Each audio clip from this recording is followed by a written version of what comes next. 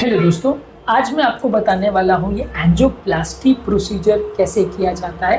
Angioplasty basically एक procedure है जहाँ हृदय की नली में अगर कोई ब्लॉकेज उत्पन्न हो गया तो उसको खोलने की प्रक्रिया को एंजियोप्लास्टी बोलते हैं।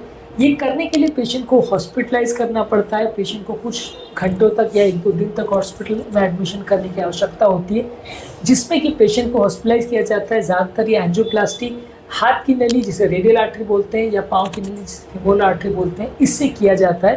पहले इस एरिया को प्रॉपर क्लीनिंग ड्रेपिंग किया जाता है ताकि उस एरिया में जब हम पंचर करें तो इन्फेक्शन वगैरह ना हो जाए।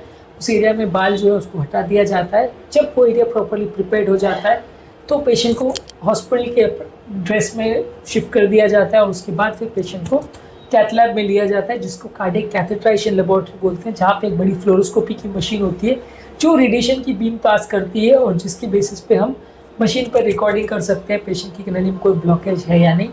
जब पेशेंट को वहाँ पे लिटाया जाता है तो ये एंजियोप्लास्टी प्रोसीजर चालू होता है। इसमें बेसिकली हाथ की या पाँव की नली में हम एक शीट या कैनुला डालते हैं। दोनों में से कोई भी एक नली जो इजीली एक्सेसिबल हो वहाँ पे हम पंचर करते हैं और ये शीट को वहाँ डाल देते हैं। ये शीट बेसिकली एक ट्यूब जैसा होता है जिसके थ्रू हम सारे कैथेटर्स और वायर्स को अंदर ले जा सकते हैं और एंजियोप्लास्टी प्रोसीजर कर सकते हैं।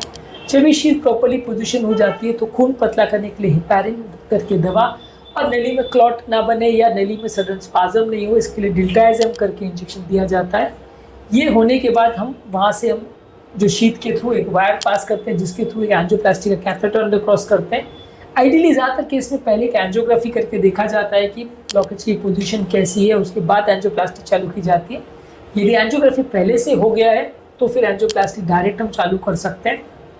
तो इसके लिए हम डायरेक्ट एंजियोप्लास्टी का कैथेटर लेंगे। तो एंजियोप्लास्टी का कैथेटर जो कि बेसिकली एंजियोग्राफी कैथेटर से ज़्यादा थिक होता है, थोड़े अलग टेक्सचर का होता है, उसको अंदर लेके जाते हैं और हृदय की जिस नली की एंजियोप्लास्टी करनी उसके ऑस्टियम पे यानी नली का जहाँ मुहाना होता है, नली जहाँ चालू होती है वहाँ उसको बैठा दिया जाता है, जिसके बेसिस पे हम जब फ्लोरोस्कोपी में कंफर्म करते हैं कि पोजीशन ठीक है या नहीं, फिर हम प्रोसीजर चालू करते हैं।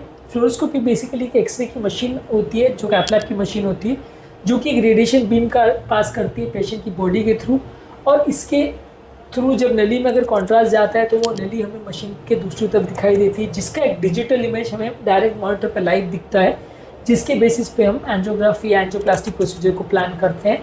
तो जब पेशेंट की नली में हम कैथेटर की पोजीशन को कंफर्म करते हैं तो उसके बाद हम एक कैथेटर के थ्रू एक स्पेसिफिकली डिज़ाइन वायर, जो कि बहुत पतला वायर होता है, आपके सर का बाल जितना पतला होता है लगभग उससे भी पतला वायर उसमें क्रॉस करते हैं।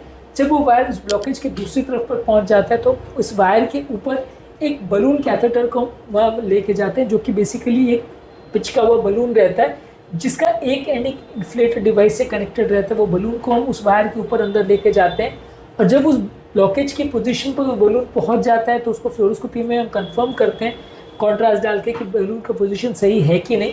उसके बाद उस बलून को हम फुलाते हैं, जो कि उस इन्फ्लेशन डिवाइस से हम हाई प्रेशर सलाइन से उस बलून को फुलाते हैं और उस सलाइन के अंदर थोड़ा कॉन्ट्रास्ट भी मिला होता है जिससे हम वो बलून फूला है कि नहीं उसको फ्लोरोस्कोपी मशीन में देख सकते हैं, क्योंकि नॉर्मल सलाइन वो फ्लोरोस्कोपी मशीन में नहीं दिखाई देगा। तो उसमें थोड़ा कॉन्ट्रास्ट और सलाइन का मिक्सचर होता है जिससे हम उस बलून को फुलाते हैं। जब नली में बलून फूल जाता है तो स्टेंट को प्रवेश करने के लिए अप्रोप्रिएट जगह बन जाती है, तो वो बलून कैथेटर को निकाल देते हैं।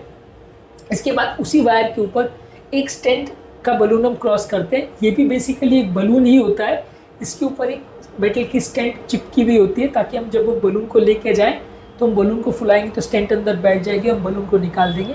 बेसिकली ये एंजियोप्लास्टिक प्रोसीजर का पर्पज़ ये होता है कि नली के अंदर जो कचरा है उसको हम साइड में दबा करके क्रश कर देते हैं और स्टेंट को वहाँ पोजीशन कर देते हैं ताकि नली वापस अंदर ना दबे और कचरा वापस अंदर ना आए। जब हम स्टेंट को नली के पोजीशन पर कंफर्म करते हैं ब्लॉकेज की पोजीशन पे, वहाँ पे हम कॉन्ट्रास्ट इंजेक्ट करते हैं ये देखने के लिए कि स्टेंट की अप्रोप्रिएट लोकेशन है नहीं, साइज़ वगैरह ठीक है या नहीं। उसके बाद स्टेंट को हम फुलाते हैं तो स्टेंट वहाँ पे बैठ जाता है और जो बलून कैथेटर जिसके ऊपर वो स्टेंट चिपका हुआ था वो बलून कैथेटर को वापस निकाल देते हैं।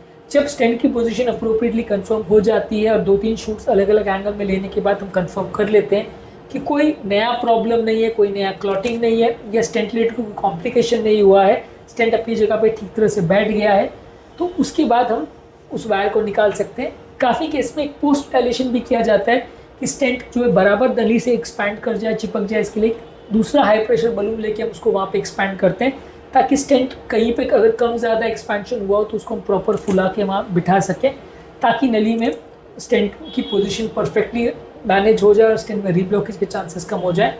ये होने के बाद हम उस एक्स्ट्रा बलून जो पोस्ट डायलेशन बलून है उसको भी निकाल देते हैं, वायर को भी निकाल देते हैं, पोजीशंस को 2-3 व्यू में कंफर्म करते हैं और उसके बाद वो कैथेटर जिससे हमने स्टेंट को क्रॉस किया था उसको भी बाहर निकाल देते हैं।